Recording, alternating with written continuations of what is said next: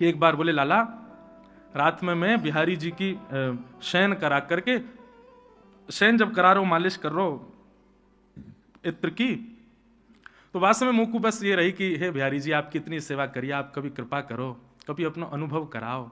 बोले मैं ये शयन कराते समय ये भावना रख रहा हूँ। वहाँ के बाद मैं जाके सो गया। मेरा नियम है लाला, मैं रोज 3 बजे 4 बजे उठ के यमुना जी पे जाऊं और श्री यमुना जी के तट पे थोड़ा टहलूं, ऐसे घूमे जाऊं आगे तक। मैंने कहा अच्छा। फिर बोले कि मैं जैसे ही सुबह उठ करके, रात में बिहारी जी की सेवा करी, सुबह उठ के 3-4 बजे यमुना जी पे गयो टॉर्च लेके, और श्री यमुना जी को प्रणाम करके बाकी रज में बालुका में चलन लगो। थोड़ी दूर लाला सुंदर चंदन की सुगंधी आने लगी। तभी मैंने कहा देखो टॉर्च से कि श्री यमुना जी की बालुका में छोटे छोटे चरण बने हैं श्री जी के और ठाकुर जी के, और ऐसे नहीं कि एक संग वो चरण हैं, ऐसे मानो जैसे चल रहे हों। बोले छोटे छोटे चरणारविंद, उनकी आकृति अलग। जैसे श्रीमद् भागवत में वर्णन है कि ठाकुर जी के चरणों में चिन्ह बने, वज्रांकुश ध्वज सरोरुहलांचनाड्यम, वज्र बना है, चक्र बना है, ध्वजा बनी है ठाकुर जी के चरणों के तलवे पर। बोले ऐसी छवि उन चरण चिन्हों में दिख रही थी। उनने मुझे आज्ञा करी, बोले लाला यही अनुभव भयो, मैं तो तुझसे कहूंगा कभी श्री जी और ठाकुर जी के प्रत्यक्ष अनुभव करने हो ना, तो सवेरे सवेरे भोर में मंगला में यमुना जी चले जाइयो, भले ही स्नान मत करियो, यमुना तट पर घूमते रहियो, कछु तो अनुभव श्री जी कराएंगी। समझ में आई बात?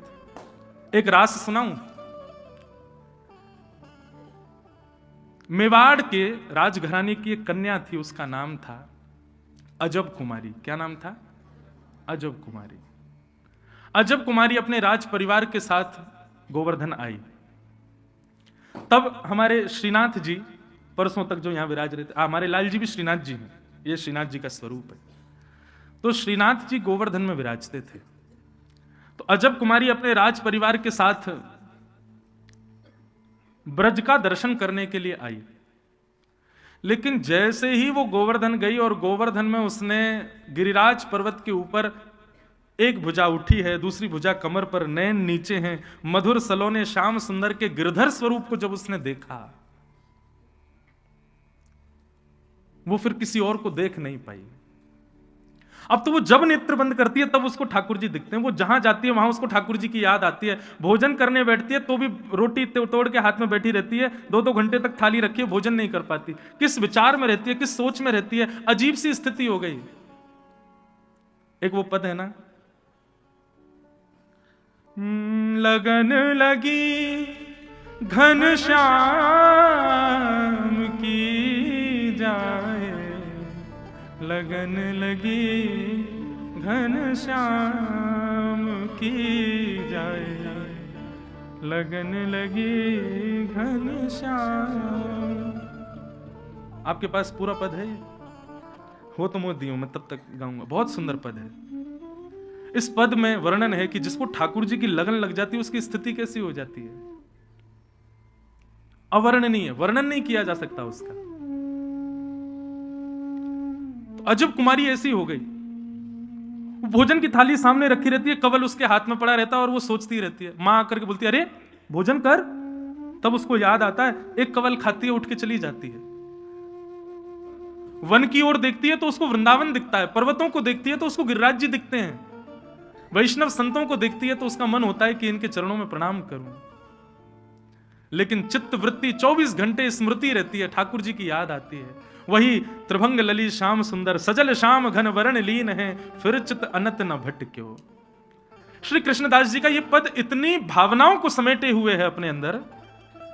कृष्णदास जी कहते हैं आपने ठाकुर जी का वर्ण किया, कोई बड़ी बात नहीं, लेकिन यदि ठाकुर जी ने आपका वर्ण किया तो आपकी स्थिति क्या होगी? बोले फिर चित्त अनत न भटक्यो, कहीं और के रह नहीं पाओगे। फिर वृंदावन आकर के वापस जाने के लिए तैयारी हो गई, बैग पैक कर लिया, गाड़ी में बैठ गए और वृंदावन से निकल गए, तो समझो ठाकुर जी ने स्वीकार नहीं किया। लेकिन वृंदावन से जाने का समय आए, बैग पैक नहीं कर पाओ, कपड़े कहां रखें, सुध बुध ना रहे, बस चिंतन रहे अब कैसे जाएंगे, यहां से निकलना कैसे, जाना पड़ेगा कल। और जैसे जैसे वृंदावन दूर होता जाए तैसे तैसे प्राण हलक में आते जाएं। ये समझ लेना ये आपका विरह नहीं है, ठाकुर जी ने आपको स्वीकार किया है, इसीलिए ऐसा हो रहा है। कि ठाकुर जी के स्वीकारीकरण का प्रमाण है। सबको नहीं करते हमारे लाल जी स्वीकार। लाखों करोड़ों लोग, अब कल के अखबार में लाखों की भीड़ आने वाली है वृंदावन में, हमारे घर के बाहर से लेके बिहारी जी तक लाइन लग रही है, लाखों लोग दर्शन कर रहे हैं। पर बिहारी जी स्वीकार 1 या 2 कोई करेंगे, 1-2 लाख में भी।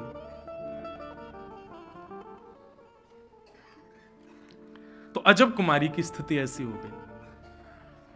एक दिन उसके पिता ने पूछा, बेटी क्या हुआ? आकर के जैसे स्पर्श किया तो तेज बुखार अजब कुमारी को।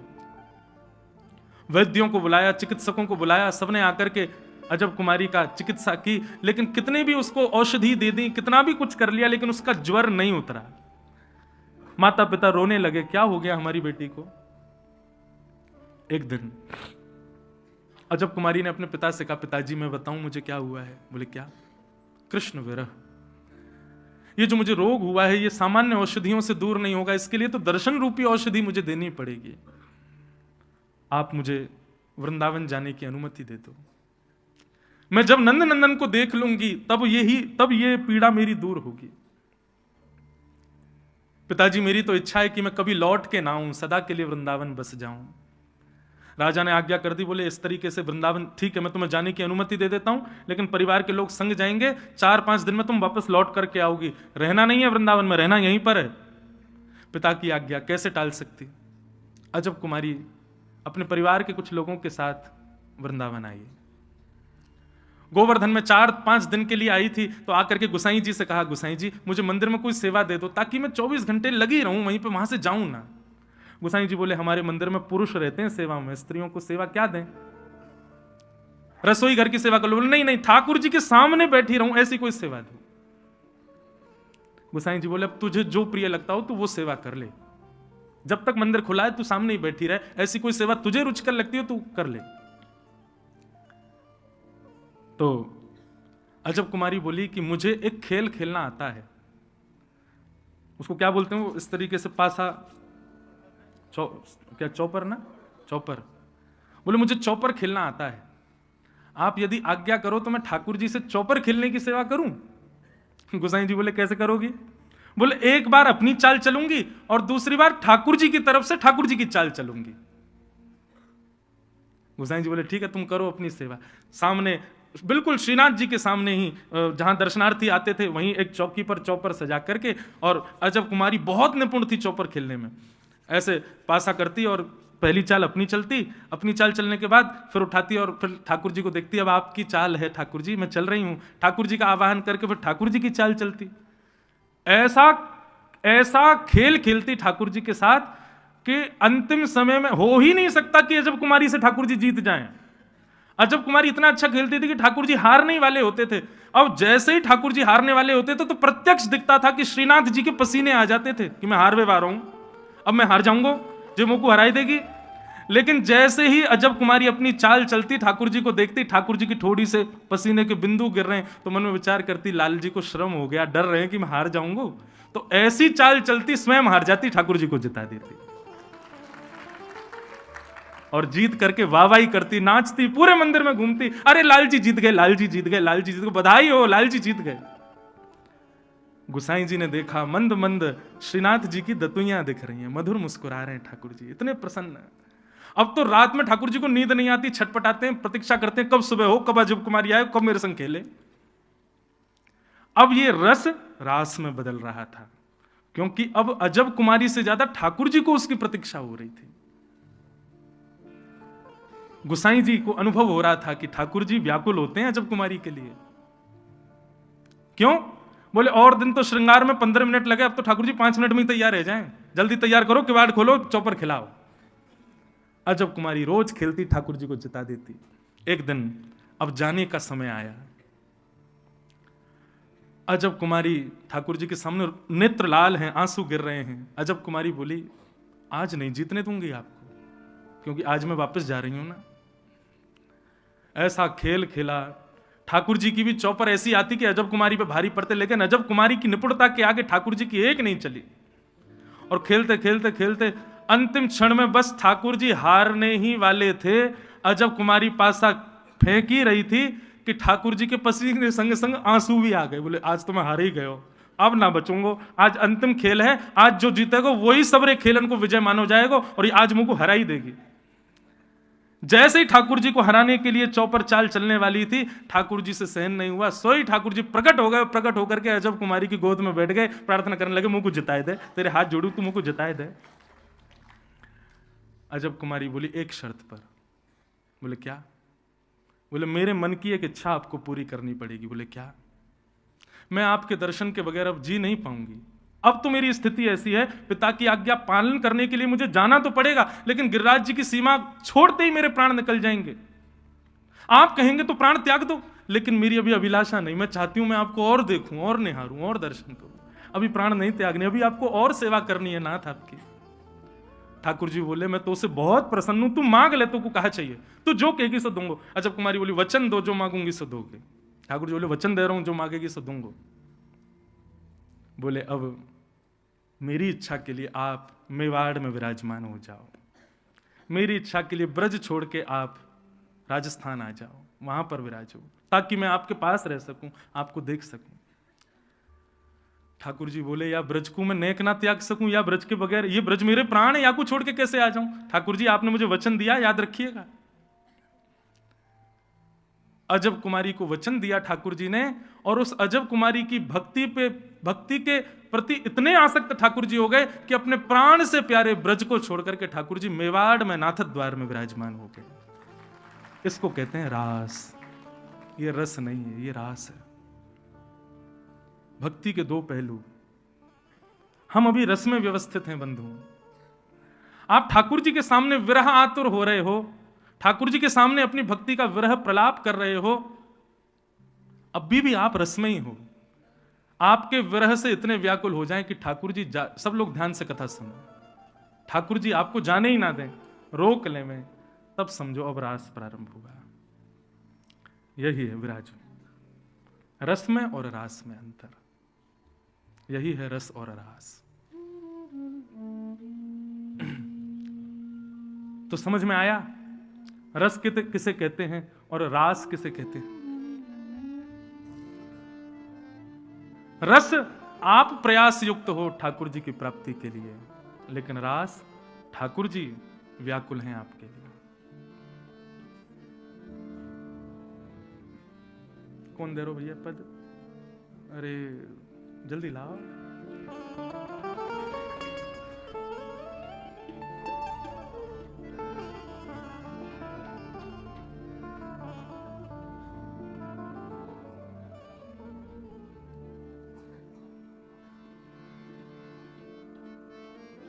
ये तो शाम तेरी बंसी पुकारे राधा नाम दे गयो।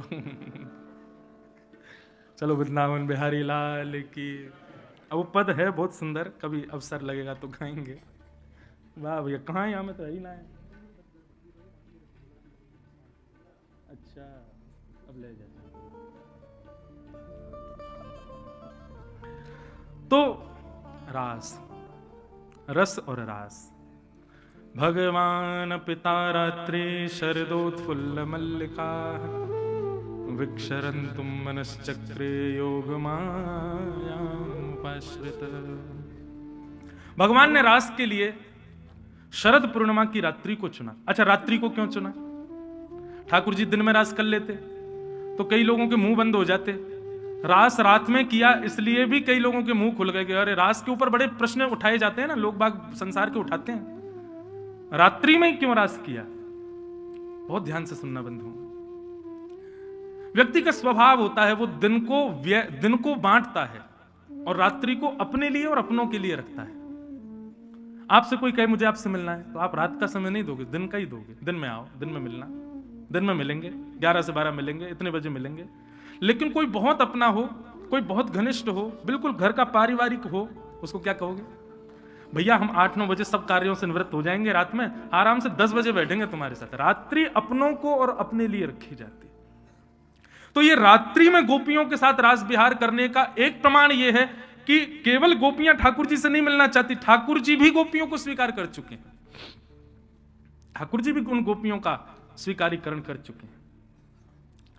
शरद पूर्णिमा की रात्रि, जैसे ही चंद्रमा उदित हुए शरद पूर्णिमा के सब गोपियां अपने अलग अलग कार्यों में लगी हैं। कोई गौ दोहन कर रही है, कोई अपना श्रृंगार कर रही है, कोई आंखों में काजल लगा रही है, कोई बालक को दूध पिला रही है, कोई पति को भोजन करा रही है, कोई गोपी स्नान कर रही है। सब गोपियां, लाखों गोपियां अलग अलग कार्यों में व्यस्त हैं। पर चंद्रमा देख करके सबको पता है कि यह कृष्ण मिलन का दिवस है।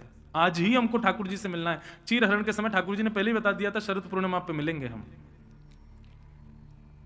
लेकिन फिर भी गोपियां माननीय हैं, प्रतीक्षा कर रही हैं कि एक बार और कन्हैया कह दे कि हाँ मैं बैठा हूं तुम्हारे इंतजार में, तब जाएंगी। भगवान ने वन में जाकर के अपनी कोमल वंशी को अपने अधरों पर धारण करके अपने कोमल उंगलियों से उसके छिद्रों को आच्छादित किया, और जैसे ही प्राण पिरोए बाज उठी वंशी। सब ब्रजवासियों को लग रहा है कि नंद नंदन वंशी बजा रहे हैं, लेकिन कृष्ण प्रेम जिन गोपियों के हृदय में है उनको स्वर नहीं सुनाई दे रहा है, उनको शब्द सुनाई दे रहा है। वह स्वर के रूप में वंशी की ध्वनि कान में आती है और कहती है, चल गोपी तेरी प्रतीक्षा कर रहा हूं मैं, जल्दी आजा। बंधुओं, कृष्ण स्वीकारीकरण का एक प्रमाण यह भी है क्या कि फिर सामान्य प्रवचन, सामान्य ब्रज की लीला का कोई वर्णन करे तो आपको लीला नहीं दिखेगी, आपको लगेगा इस लीला में मैं भी हूं और ये लीला मेरे साथ ही हो रही है, ये अनुभव होने लगेगा। कथाएं श्रवण करते करते ऐसी अनुभूति होने लग जाए कि मैं कोई श्रोता हूं और बैठ के सुन रहा हूं, नहीं, मैं इस लीला का एक पात्र हूं और श्याम सुंदर मेरे संग ही लीला कर रहे हैं। यह स्थिति जब कथा में आने लग जाए, समझना अब ठाकुर जी ने स्वीकार कर लिया। उस लीला में स्वयं को देखो, यह स्थिति। फिर सामान्य शब्द नहीं, सामान्य कथा नहीं अनुभव में आएगी, ठाकुर जी की वाणी है।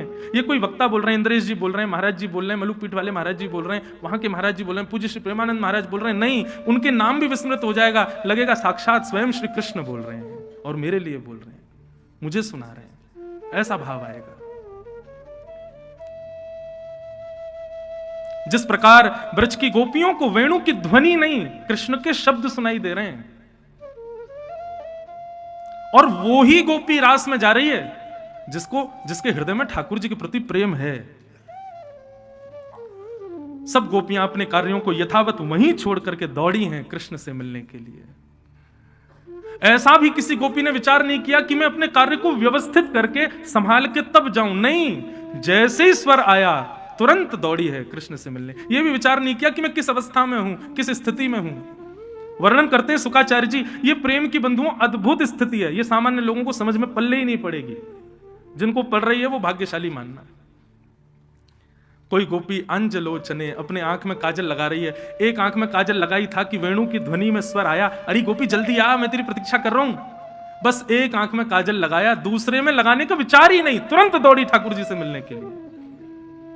वस्त्र पहन रही थी, अभी पूर्ण रूपेण वस्त्र अच्छे से धारण नहीं किए, तभी स्वर आ गया, तो अस्त व्यस्त वस्त्रों में दौड़ी ठाकुर जी से मिलने के लिए। केश काट रही थी, आधे ही कड़े थे, आधे अभी फैले हुए थे, इतने में ही ध्वनि आई तो ऐसी दौड़ी ठाकुर जी से मिलने के लिए। कंघी भी लगी है, इसका क्या विचार करोगे? सामान्य लोगों को तो ये पागल दिख रही होंगी, एक आंख में काजल, अस्त व्यस्त वस्त्र, केश भी पूर्ण रूप से कंघी नहीं किए गए, ऐसे ही भाग रही हैं। लेकिन यही कृष्ण प्रेम की दशा है, यही कृष्ण प्रेम की स्थिति है। कोई अपने बालक को दूध पिला रही है, बालक से ज्यादा प्रिय कोई होता है? पर उसी समय ध्वनि आई तो बालक को वहीं विराजमान करके तुरंत दौड़ी कृष्ण से मिलने के लिए। ऐसी स्थिति गोपियों की हो गई। असंख्य गोपियां वृंदावन के उस पावन वन में कदम्ब वृक्ष के नीचे ठाकुर जी बैठे हैं और सुंदर शरद पूर्णिमा के चंद्रमा के प्रकाश से आच्छादित पूरा ब्रजमंडल हो रहा है। सब लोग अन्य अन्य भाव में हैं, परंतु वृंदावन की एक यमुना पुलिन पर आज असंख्य गोपियां और श्याम सुंदर मिल रहे हैं। ठाकुर जी ने जैसे नेत्र खोल करके सामने देखा, इतनी सारी गोपियां अस्त व्यस्त हैं, किसी के केश अधूरे हैं, किसी के आंख में एक ही काजल लगाए, किसी के एक ही होठ पे लाली माए, दूसरे पे है ही नहीं है, किसी के यही कंगन है, दूसरे में है ही नहीं, किसी के वस्त्र उधरे हुए, किसी कुछ, मतलब एक भी व्यवस्थित गोपी नहीं थी वहां पर, सब अस्त व्यस्त। ठाकुर जी ने सबका स्वागत किया। स्वागतम वो महाभाग प्रियम किम करवाणि व ब्रजस्यानामयं कश्चे ब्रूता गमन कारणम्। स्वागतम स्वागतम स्वागतम, आइए, आप सबका स्वागत है। इतनी रात को आप सब गोपियां अपने पति, परिवार, बच्चे, बालक सबको छोड़ छाड़ के यहां अकेले वन में क्या कर रही हो? ब्रूतागमन कारणम, अपने आने का कारण बताइए। वृंदावन में रहने वाले लोग इस बात का अनुभव करते होंगे, जो अब वृंदावन वास करने लग गए, कभी कभी ये प्रश्न ठाकुर जी चित्त में प्रकट कर देते हैं, हम क्यों रह रहे हैं वृंदावन में, क्यों अपना घर बार छोड़ छाड़ के यहां आ गए। वृंदावन में बंधुओं ऐसे ऐसे लोग हैं, करोड़ों का टर्नओवर छोड़ के रिक्शा चला रहे हैं वृंदावन में, ऐसे भी लोग हैं वृंदावन में। अपनी सारी संपत्ति जायदाद किसी अन्य को प्रदान करके और वृंदावन में केवल 2 वस्त्रों में पूरा जीवन व्यतीत कर रहे हैं, ऐसे ऐसे लोग। सिविल सर्विसेज छोड़ करके वृंदावन में रसिक बन करके घूम रहे हैं, माथे पर सुंदर ब्रजरज लपेटे हुए, अपने सुंदर केश बढ़ाए हुए, कभी मुंडन हो जाता है, कभी केश बढ़ जाते हैं, कभी कहीं पा लेते हैं, कभी कहीं, इस प्रकार जीवन व्यतीत कर रहे हैं वृंदावन में लोग। ये वास्तविक में गोपियां ही हैं जो इस रूप में रह रहे हैं। गोपियां सब खड़ी हैं, ठाकुर जी कह रहे हैं ब्रूतागमन कारणम, अपने आने का कारण बताओ। कभी कभी बंधुओं यह अनुभव होता होगा कि भक्ति के पथ पर ठाकुर जी संसार के प्रलोभन हमारे हृदय में प्रकट करते हैं। अरे इससे बढ़िया तो हम संसार में रहे आते, इससे बढ़िया तो हमने ब्याह कर लिया हो, तो इससे बढ़िया फैक्ट्री में ही रहे आते, वहीं बढ़िया कमा रहे होते, काहे को सब चीज छोड़ छाड़ के आ गए। ऐसी स्थिति पूर्ण रूपेण ब्रज के उपासी बनने के बाद यदि चित्त में प्रकट होने लग जाए तो समझना ये ठाकुर जी खेल रहे हैं आपके साथ। उस भाव का प्रभाव नहीं होने देना है अपने ऊपर। गोपियों के साथ भी ठाकुर जी ने यही किया। 10 श्लोकों में ठाकुर जी ने पतिव्रता नारी का धर्म समझाया। अरे राम राम राम, आप सब अपने पतियों को छोड़ के आई हो, आपको पता है पतिव्रता नारी का धर्म क्या होता है? गोपियां चुपचाप सुन रही हैं और ठाकुर जी कह रहे हैं कि भरतु शुश्रूषणम स्त्रीणाम परो धर्मो ह्यमायया तद्बंधूनां च कल्याणम प्रजानां चानुपोषणम।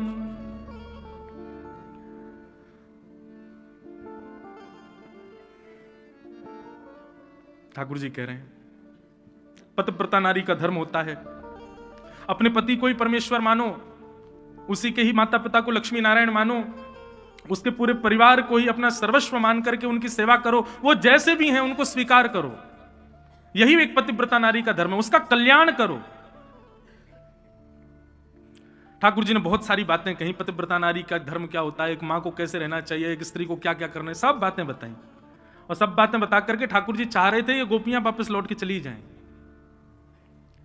लेकिन जैसे ही ठाकुर जी शांत हुए, गोपियां बोली अब आपका हो गया हो तो हम कुछ बोलें। ठाकुर जी बोले हाँ अब आप बोलो। और गोपियों, भगवान ने 10 श्लोकों में पतिव्रता नारी का धर्म समझाया, गोपियों ने 11 श्लोकों में उत्तर दिया कि हम क्यों आई हैं सब छोड़ छाड़ के। इसी को प्रणय गीत कहते हैं। गोपियां कह रही हैं कि मैवं विभोर्हति भवान गदितुं नृशंसं संत्यज्य सर्व विषयांस्तव पादमूलम् भक्ता भजस्व दुर्वग्रहमात्यजास्मान् देवो यथादिपुरुषो भजते मुमुक्षु। गोपियां कहती हैं लाल जी आपको पता है भक्त की और भात की एक ही राशि होती है। देखो कहां से आ रही हैं गोपियां। भक्त की और भात की एक ही राशि होती है।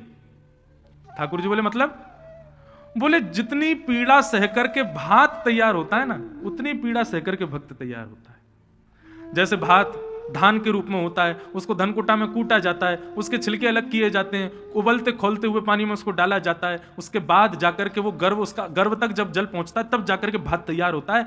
लेकिन भोक्ता, भोजन करने वाला, जैसे उसको भात परोसा जाता है तो वो कोई उसकी मर्यादा नहीं देख पाता कि अरे राम ये तो बड़ी मेहनत से बना है, इसको बेचारे को चुन चुन के पाऊं, इसको चबाऊं नहीं, या कुछ ऐसा नहीं। सीधा दाल उड़ेलता है, उसमें पापड़ वापड़ मिलाए, मिला मिलू के गप खा लेता है।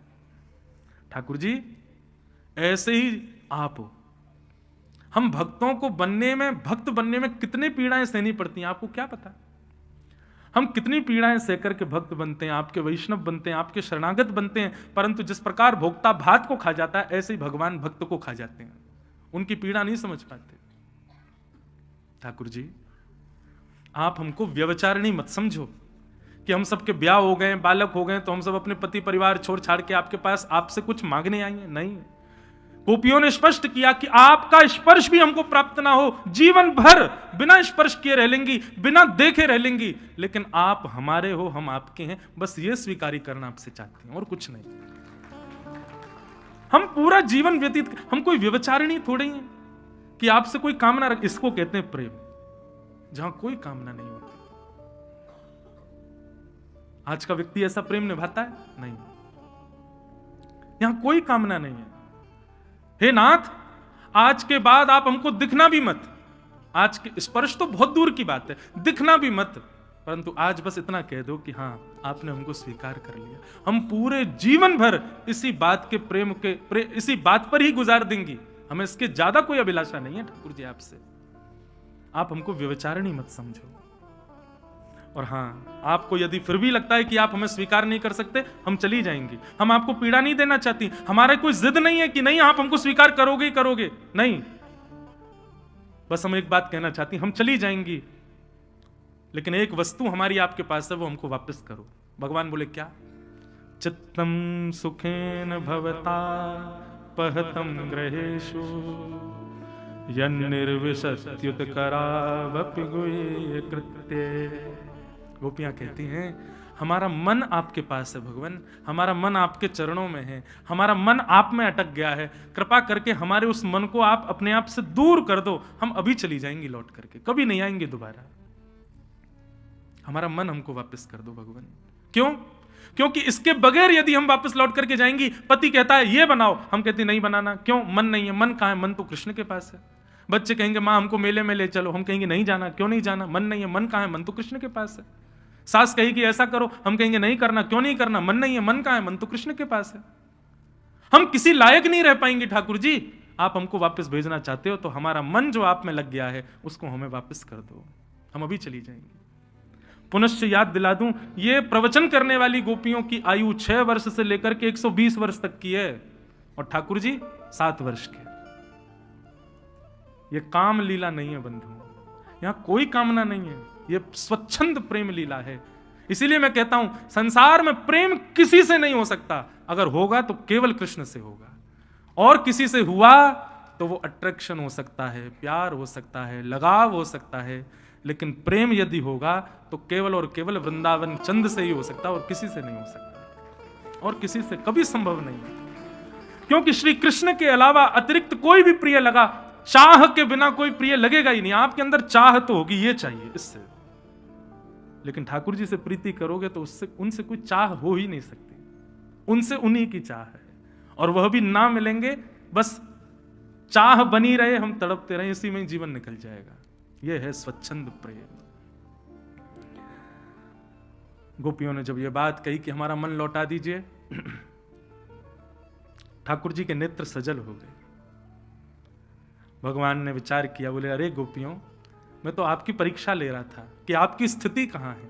अब मुझे समझ आ गया, चलो अब हम कुंजों में विहार करेंगे।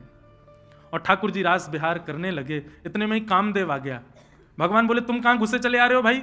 बोले सुंदर स्त्री पुरुष जब मिलते हैं तो मैं आ जाता हूं। भगवान बोले भाग यहां से, स्त्री पुरुष नहीं है, ये जीवात्मा और परमात्मा है।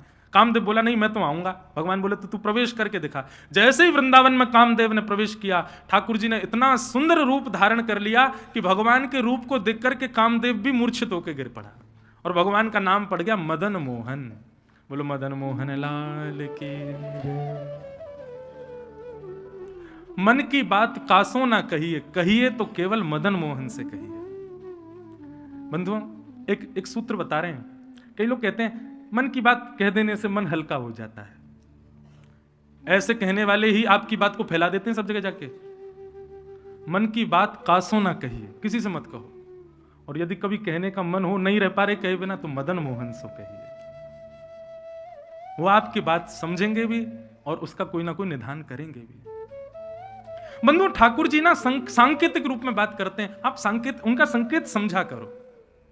जैसे कई बार क्या होता है, कोई पीड़ा आपको सता रही है, आपने ठाकुर जी से कहा ठाकुर जी ये पीड़ा है, इसको दूर करो, लेकिन कुछ अवधि तक वो दूर नहीं हो रही, तो ठाकुर जी का संकेत समझो, बेटा ये पीड़ा तुम्हारा निर्माण कर रही है, इसको होने दो, स्वीकार करो। अगर उसमें आपकी भलाई नहीं होगी ठाकुर जी तुरंत दूर कर देंगे, लेकिन पीड़ा में भी कई बार भलाई होती है। इसलिए किसी किसी के जीवन में यदि बहुत पीड़ा है तो निश्चित है वो पीड़ा आपका एक ऐसा निर्माण कर रही है जो आगे चल करके लाभकारी होगा, उसको स्वीकार करो। ठाकुर जी के संकेत समझो। भगवान ने गोपियों के साथ रास किया, रास में ठाकुर जी क्या कर रहे हैं? नाच नहीं रहे, हर गोपी को प्रायोरिटी दे रहे हैं। हर गोपी के पास जाते हैं और जाकर के उसके गले में गलवियां डाल के बैठ जाते हैं। गोपी के अपनी सुंदर पटका से उसके पसीना पहुंचते हैं। वो कहती है अरे कन्हैया मोरा तो ये खावे को मन है, रसोई ठाकुर जी बना के ले आते हैं। इस प्रकार ठाकुर जी सहज हो गए हर गोपी के लिए। थोड़े थोड़े समय हर गोपी के साथ व्यतीत करने लगे और इसी का प्रमाण यह हुआ कि गोपियों को अहंकार हो गया। इस कथा से दास को यह समझ आया कि ठाकुर जी बोलते क्यों नहीं, चलते क्यों नहीं, फिरते क्यों नहीं, सब क्रिया ठाकुर जी पहले करते थे, अब क्यों नहीं करते? हमारे और आपके मान की रक्षा के लिए ठाकुर जी स्थिर खड़े रहते हैं। कहीं इसकी सेवा से प्रसन्न होकर मैंने कहीं अपने हाथ सीधे कर लिए, कहीं मैं बैठ गए हो, कहीं मैं लेट गए हो, तो याकू अभिमान है जाको, ओहो मेरी भक्ति देखो, ठाकुर जी ने अपनी भुजा सीधी कर ली। कहीं हमको अभिमान ना हो जाए, इसलिए ठाकुर जी मूर्तिमंत खड़े रहते हैं। देखो इतनी रक्षा कौन कर सकता है हमारे मान की? आप एक आसन पर बैठ नहीं सकते 4 घंटे से ज्यादा, लेकिन ठाकुर जी 550 वर्ष से ऐसे ही खड़े हैं। किस लिए? ताकि ये दर्शनार्थी जितने सेवक मेरे सामने हैं, कहीं इनके कई लोग कहते महाराज जी हमारी भक्ति से रीझ ही नहीं रहे, ठाकुर जी कोई लीला कर ही नहीं रहे हमारे संग। अरे इसीलिए नहीं कर रहे क्योंकि अभी भी ठाकुर जी को भय है, कहीं मैंने लीला कर दी और याकू कहीं अभिमान है गया तो। हम अपनी बात बताएं, हम अपने लाल जी को ऐसे गले में टांग करके ले जाते हैं, जब कहीं फ्लाइट में जाना होता है गले में बैठे रहते हैं। एक बार विदेश जा रहे थे, कोई नहीं था, मैं और लाल जी दोनों हवाई जहाज में बैठे, रात की बात। हमने कि लाल जी अब तो यहाँ कोई ना है, कोई ना देख रहा हो आपको, या भुजा को नीचे कर लो, सहज हो जाऊं, मैं किसी को नहीं बताऊंगा। खूब देर तक अब मैं बार बार ऐसे करूँ, 5 तक गिनती करूँ, 1 2 3 4 5, आंख खोलूं, ठाकुर जी वहीं खड़े हैं, कुछ नहीं कर रहे। फिर पता अपने आप ऐसा संकेत हुआ, ठाकुर जी बोले तू तो सबसे पहले कथान में जाके बता देगो कि मेरे ठाकुर जी ने यूं हाथ किया, या हमारे तेरे सामने ना करूंगा। कहीं हमको हमारी सेवा से ठाकुर जी रीझ गए इसका अभिमान ना हो जाए, इसके लिए ठाकुर जी एक स्थिर बने रहते हैं। कहां तक कहीं कई लोग स्नान कराते हैं, उनके हाथ से गिर और जाते हैं ठाकुर जी, फिर भी ठाकुर जी बेचारे लुढ़क के आ भी नहीं करते। क्यों? कहीं मैंने कर दिया तो ढिंडोरों पीट देगो। कई बार देखने को मिलता है सोशल मीडिया पे, वो कई लोग ठाकुर जी को दूध पिलाते हैं, वीडियो बना के डाल देंगे सब जगह, देखो हमारे ठाकुर जी दूध पी रहे हैं। क्यों? इसीलिए तो ठाकुर जी सहज नहीं होते कि कहीं आपको अभिमान ना हो जाए। हम तिलक लगा लेते हैं तो अभिमान हो जाता हमको कि हमसे बड़ा कोई भक्त नहीं, हम बड़े वैष्णव। ठाकुर जी को आपके भीतर काम आ जाएगा, क्रोध आ जाएगा, लोभ आ जाएगा, ठाकुर जी सह लेंगे, लेकिन अभिमान आ गया ठाकुर जी सह नहीं पाएंगे। इसलिए उस मान की रक्षा के लिए ठाकुर जी एक रूप में रहते हैं। गोपियों से सहज हो गए ठाकुर जी, और गोपियों को अभिमान हो गया कि हम बड़ी सुंदर हैं, हमारे रूप पर, हमारे भाव पर ठाकुर जी श्याम सुंदर रीझ गए। ठाकुर जी बोले गलत बात, सौंदर्य पर रीझ ना होता तो तुमसे लाख गुना सुंदर पूतना बन के आई थी, मैंने उसको देखा तक नहीं। इसी बात से गोपियों तुमको सोच लेना चाहिए था कि मुझे सुंदरता नहीं आकर्षित करती, और आप आज अपने सौंदर्य पर अभिमान कर रही हो। और ऐसा होते ही ठाकुर जी वहां से अंतर ध्यान हो गए। अभिमान हृदय में है तो ठाकुर जी दूर ही भागेंगे। आप वृंदावन आने के प्लान बनाते रह जाओगे, बार बार कैंसिल होंगे। निश्चित कहीं मान है, उस मान को दूर करो। सब गोपियां विरह आतुर होकर के खोज रही हैं श्याम सुंदर, कहीं मिल जाओ। तुलसी से पूछती हैं, वृक्षों से पूछती हैं, सबसे पूछ रही हैं तुमने हमारे प्रियतम को देखा? लेकिन किसी से भी प्रत्युत्तर नहीं मिला। विरह आतुर होकर के समस्त गोपांगना यमुना तट पर आ गईं, और यमुना तट पर श्री जी का आवाहन करके सब गोपियों ने गोपी गीत गाया। परंतु एक भाव में गाता हूं बंधु, गोपियां सब श्री जी से प्रार्थना कर रही हैं, हे सुन राधिका दुलारी, तेरे द्वार का भिखारी हूं मैं, श्याम का पुजारी, पीड़ा है हमारी हमें श्याम ना मिला, हमें श्याम ना मिला, हमें श्याम ना मिला, हमें श्याम ना मिला। हे सुन राधिका दुलारी, सुन राधिका दुलारी, तेरे द्वार का भिखारी, तेरे द्वार का भिखारी, तू मैं श्याम का पुजारी, एक पीड़ा है हमारी, हमें श्याम ना मिला, हमें श्याम ना मिला, हमें श्याम ना मिला, हमें श्याम ना मिला। राधा रानी की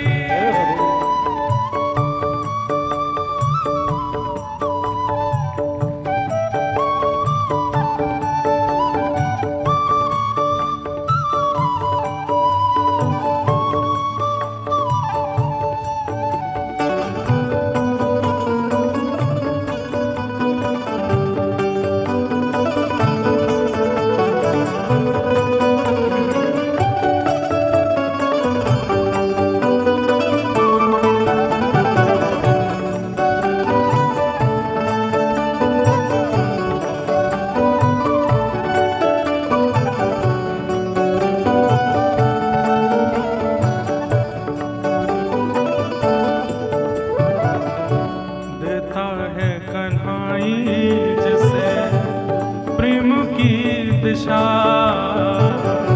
देता है कन्हाई जिसे प्रेम की दिशा,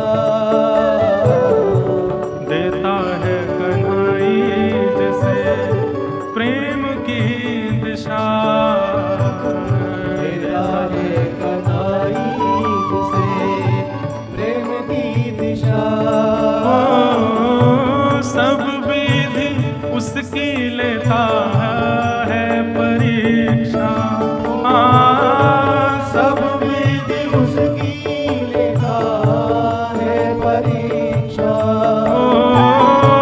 सब विधि उसकी लेता है परीक्षा, सब विधि उसकी लेता है परीक्षा।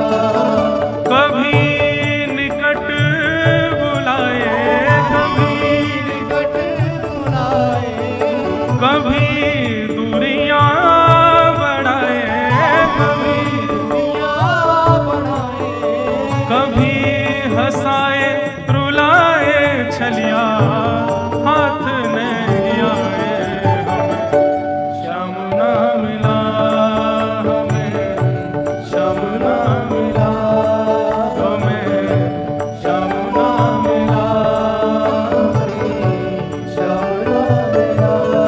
हे सुन राधिका दुलारी, सुन राधिका दुलारी, तेरे द्वार का भिखारी, तेरे द्वार का भिखारी, तू मैं श्याम का पुजारी, पीड़ा है हमारी, श्याम ना मिला, हमें श्याम ना मिला, हमें श्याम ना मिला, हमें श्याम ना मिला, हमें श्याम ना मिला, हमें श्याम ना मिला, हमें श्याम ना मिला, हमें श्याम ना मिला, हमें श्याम ना मिला, हमें श्याम ना मिला। सब गोपियां वह आतुर हो गईं, श्री जी से प्रार्थना करने लगी, हे श्यामा जो अपराध बन गया हमसे, आप कृपा करो, आप अनुग्रह करो, तभी श्याम सुंदर कृपा करेंगे। बंधुओं, ये गोपी गीत भागवत का प्राण माना जाता है, परंतु मुझे ऐसा लगता है ये गोपी गीत गोपियों को गाने की प्रेरणा हमारी किशोरी जी ने दी है। ये शब्द गाए गोपियों के द्वारा जा रहे हैं, परंतु इनकी रचयिता तो हमारी किशोरी जी हैं, हमारी लाडली जी। तभी ये गोपी गीत सबसे प्रिय है ठाकुर जी को। किशोरी जी ने वृंदावन रचा, ठाकुर जी को भा गया। किशोरी जी ने गोपी गीत रचा है, इसीलिए गाया गोपियों ने है, पर रचना तो निश्चित हमारी किशोरी जी की है। और केवल गोपियों की बात नहीं है बंधुओं, जो भी वैष्णव भक्त अपने भाव उद्गार ठाकुर जी के सामने प्रकट करता है, वो उसके शब्द हो ही नहीं सकते। किशोरी जी कृपा करती है, तभी वो गा पाता है। बालक गंदगी से आवे, पिता गोद में नहीं लेता, लेकिन मां गोद में ले लेती है, और मां ले जाकर के निलाती धुलाती सजाती सुंदर बना देती है। और जैसी सुंदर बनाती है, बालक तैयार होकर जैसे कमरे से निकल के आता है, तो सबसे पहले पिता ही लपकता है गोदी में, अरे मेरा सुंदर बेटा आज मेरी गोदी में। दूषित बालक को पिता गोदी में नहीं लेता। हम सब बालक हैं, हम सीधे राधा रमण जी की गोद में, बिहारी जी की गोद में जानो चाहें। ठाकुर जी कहें अभी लाला तू बहुत गंदा दूर ही रह मुझसे, लेकिन जब श्री जी के सानिध्य में जाते हैं तो श्री जी स्वीकार करके हमको हमारा श्रृंगार करती हैं, हमारे जो भी दोष होते हैं सबको छुपा देती हैं। और सबको छुपाने के बाद जब हमारा नवीन श्रृंगार करें, उर्धपुंड माथे पे, गले में कंठी माला, मुख पर सुंदर युगल नाम और सुंदर वेशभूषा वैष्णवन की, जैसे ही किशोरी जी कृपा करके अनुग्रह करके प्रदान करें, और वाके बाद जब हम श्री लाल जी के सामने जामें, मानो लाल जी की भुजा ऐसे से ऐसे है, आ जा अरे भैया मेरा वैष्णव आयो, या को तो मेरे हृदय से लगा। व्यथते न किंस्वे कूर्पादिभे भ्रमतिधे भवदायुषाम। गोपियों ने गोपी गीत गाया।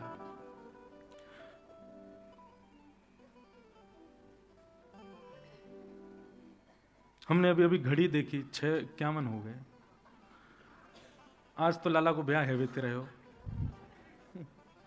कल तो वीर हनुमान जी बन गए थे, पता ही नहीं, अभी मुझे लगा 5 साढ़े 5 ही हुए होंगे, पर तभी हमने फिर गोपी गीत मैंने किया भैया विराम दें।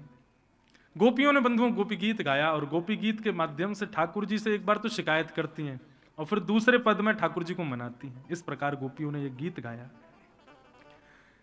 गोपियां जब गोपी गीत गा रही थीं, गोपी गीत की पूर्णता में होता है इति गोप्य प्रगायन्त्य प्रलपन्त्यश्च चित्रधारा रुरुदुः स्वस्वरं राजन् कृष्ण दर्शन लालसा। गोपी गीत जैसे ही पूर्ण हुआ, गोपियों ने नेत्र खोल करके देखा श्याम सुंदर नहीं आए, तो विरह आतुर होकर के गोपियों ने रुदन करना प्रारंभ किया। और जैसे ही गोपियों के नेत्र सजल हुए, सजल नेत्र होते ही ठाकुर जी से देखा नहीं गया, और ताशामाविर्भूत सौरी स्मयमाय मुखाम्बुज पीतांबरधर सगवी साक्षान मन्मथ मन्मथ। जैसी गोपियों ने गोपी गीत गाया, रुदन करने लगी। इतने में ही वर्णन करते हैं कि तुरंत ठाकुर जी ने अपने वस्त्र को ऊपर किया, काली कमली ओढ़ रखी थी, उसको ऊपर करते ही पीतांबरी में ठाकुर जी प्रकट हो गए। ताली क्यों बजाई आपने? रहस्य तो पता नहीं चला आपको, फिर क्यों बजाई? पहले रहस्य तो सुनो। हैं ठाकुर जी अंतर ध्यान हुए थे, गायब हुए थे तो ऐसे ही प्रकट हो जाते, ये कपड़ा उठा करके प्रकट हुए, इसका क्या मतलब है? बोले इसका मतलब ये है कि ठाकुर जी कहीं गए नहीं थे। लाखों गोपियों को जब मान हुआ तो ठाकुर जी छुप करके स्वयं के केश आदि खोल खाल करके, नैकात श्रृंगार बिगाड़ करके और नेक यहां पर चुनरी लगा करके स्वयं भी गोपी बन गए। और जिस प्रकार वरह आतुर गोपियां घूम रही थी, वैसे ही वरहणी गोपी बनकर के ठाकुर जी भी घूम रहे थे। गोपियों के कंधे पर सिर रख के ठाकुर जी भी रो रहे हैं, अरे श्याम सुंदर तुम कहां चलेगा? गोपी करिए शांत है जा, अरे अभी आ जाएंगे, तू काहे को रो रही है? ठाकुर जी कहीं गए थोड़ी, उन गोपियों के बीच में ही बैठ के उनके मन को देख रहे थे, उनकी स्थिति देख रहे थे। जब तक गोपियों ने गोपी गीत गाया तब तक भी ठाकुर जी रुके रहे, लेकिन जैसे ही अश्रुपात हुआ तो बंधुओं अश्रु प्रमाण है कि व्यक्ति अभिमान शून्य हो गया है। अभिमानी व्यक्ति के नेत्रों में आंसू नहीं आते। व्यक्ति जब अहम शून्य होता है तभी अश्रु प्रकट होते हैं। और जैसे गोपी गीत के बाद गोपियों के नेत्रों में आंसू आए, ठाकुर जी समझ गए अब इनका अहंकार जिसकी वजह से मैं अंतर ध्यान हुआ वो नष्ट हो गया है, अब नेत्रों में आंसू हैं, ये प्रेम में व्याकुल हो रही हैं। तुरंत ठाकुर जी ने ताशामाविर्भूत सौरी स्मयमाय मुखाम्बुज पीतांबर धरस रघवी साक्षान मन्मथ मन्मथ। ठाकुर जी प्रकट हो गए। ठाकुर जी कहीं गए थोड़े, हमारे आपके भी आसपास ही हैं ठाकुर जी, कहीं गए थोड़े ही हैं। बस दृष्टि डाल के हमारी एक्टिविटीज देख रहे हैं। बोले कथा तो सुनता है, वृंदावन तो जाता है, नाम जप तो करता है, लेकिन कभी कभी इसको समय मिलता है तो सोचता है किसी को दिख थोड़ी रहा है, थोड़ा सा पाप भी कर लेता है। उस समय ठाकुर जी देखते रहते हैं, सही है बेटा कर ले।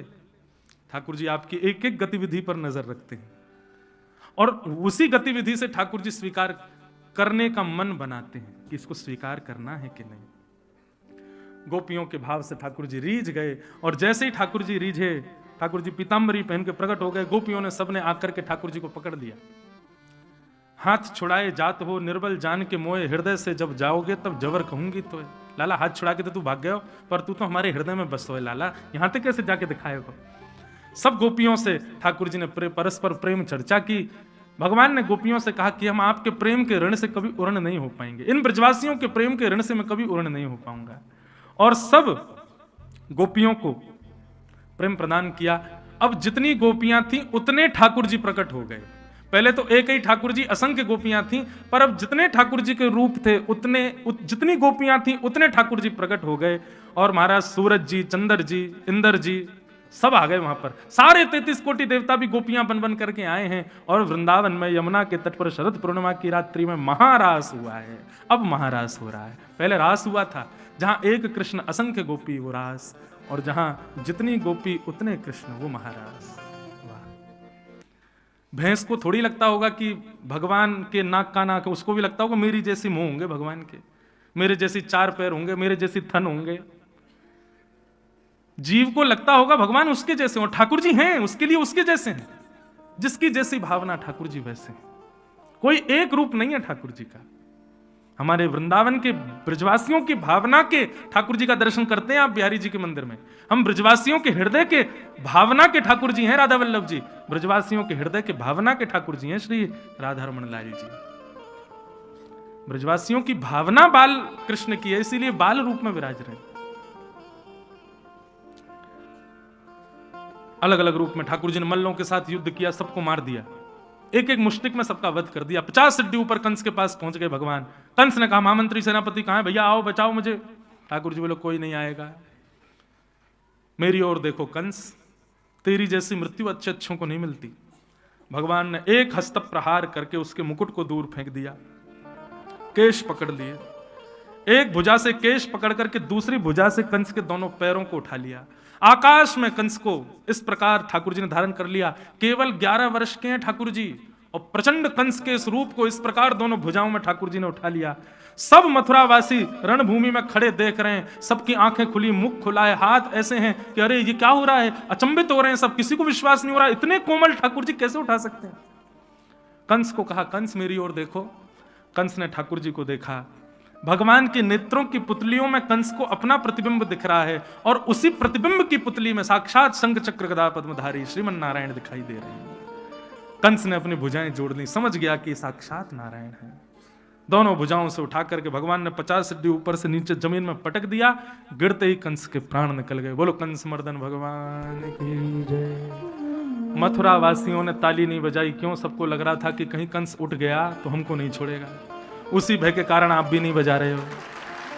बोलो कंस मर्दन भगवान की, बाल कृष्ण लाल की, श्री वृंदावन बिहारी लाल की, नंद के लाला की, लाला के बाबा की, बाबा के लाला की, लाला बाबा दोनों की, वृषभानु के जमाई की जय जय श्री राम।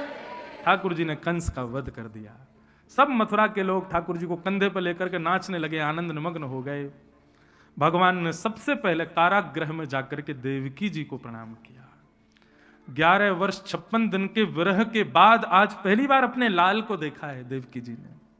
हृदय से लगा लिया, लिपट करके, ना जाने कितने कितने समय तक देवकी जी ने छोड़ा ही नहीं ठाकुर जी को। इतने दिन बाद लाल जी पधारे, वसुदेव जी के चरण स्पर्श किए ठाकुर जी ने। पिताजी हैं। अक्रूर जी अपने नाना जी को राज्य गद्दी पर बिठाया मथुरा की, और नंद बाबा आदि सब सखाओं से हाथ जोड़ करके बोले अब आप लोग ब्रज जाओ, यशोदा मैया का ध्यान रखना, मैं जल्दी वापस आऊंगा। नंद बाबा सब सखा वापस वृंदावन को चले गए। ठाकुर जी अध्ययन करने के लिए सांदीपनी गुरुकुल गए, और सांदीपनी उपाध्याय के यहां जाकर के भगवान ने वेद अध्ययन किया, शास्त्रों का अध्ययन किया। वहीं भगवान को सुदामा नाम के मित्र मिले, जिनकी कथा हम कल सुनेंगे। ठाकुर जी लौट करके आए, भगवान का यज्ञोपवीत संस्कार आदि सब हो गया। मथुराधिपति देव की नंदन वसुदेव नंदन ब्रज और चंदन श्री कृष्ण चंद्र जी महाराज, अब भगवान का यह नाम हो गया है। पहले ब्रज में क्या था? कन्हैया, कनुआ, गोपाल, कृष्ण, कन्हैया, गोविंद। अब ठाकुर जी का नाम क्या हो गया? राजाधिराज महाराज, देवकी नंदन, वसुदेव नंदन, ब्रज और चंदन, श्री कृष्ण चंद्र जी महाराज। ठाकुर जी को ये उपाधियां ही तो प्रिय नहीं है। भगवान ने उद्धव को ब्रज भेजा। बहुत सुंदर प्रसंग है उद्धव गोपी संवाद का, प्रणाम करते हैं हम यहीं। उद्धव जी महाराज ब्रज गए, ब्रज में जाकर के गोपियों को सुंदर ज्ञानोपदेश किया, परंतु गोपियों के प्रेम के आगे उद्धव का ज्ञान टिक नहीं पाया। उद्धव जी कह के तो गए थे शाम को आ जाऊंगा प्रभु, पर 6 महीना बाद लौट करके गए वृंदावन से। 6 महीना बाद जब लौट करके गए, उद्धव की स्थिति भगवान ने देखी। भगवान बोले क्या हुआ उद्धव, ये ऐसे कैसे हो गए तुम? बोले भगवान आप विश्व में मत रहिए, आप तो ब्रज में ही रहो, आपके लिए ब्रज ही श्रेष्ठ है, ब्रज से अतिरिक्त आपको कहीं नहीं जाना। आप वैकुंठ भी त्याग दीजिए लेकिन ब्रज का त्याग मत करिए, मेरी प्रार्थना। बोले तू वही उद्धव है जो मुझसे कह रहा था ब्रजवासियों को भूल जाओ, अब तुझे क्या हो गया? उद्धव जी बोले मैंने प्रेम देखा ब्रजवासियों का भगवान, आप इन ब्रजवासियों को छोड़ के कहीं मत जाओ, मैं आपसे प्रार्थना करता हूं आप वैकुंठ भी त्याग दो, अपना नित्य निवास स्थान ब्रज को बना लीजिए, इस ब्रज को छोड़ के कहीं मत जाओ। ठाकुर जी ने उद्धव को हृदय से लगाया, बोले उद्धव अब मुझे बड़ा चैन है कि मेरा प्रिय उद्धव अब प्रेमी बन गया। पहले तुम ज्ञानी थे, प्रेमी नहीं थे, अब तुम प्रेमी हो। और रही बात तुम्हारे भाव की, तो मेरा निवास सदा इस ब्रज में है, कण कण में मैं हूं, इस ब्रज को छोड़ के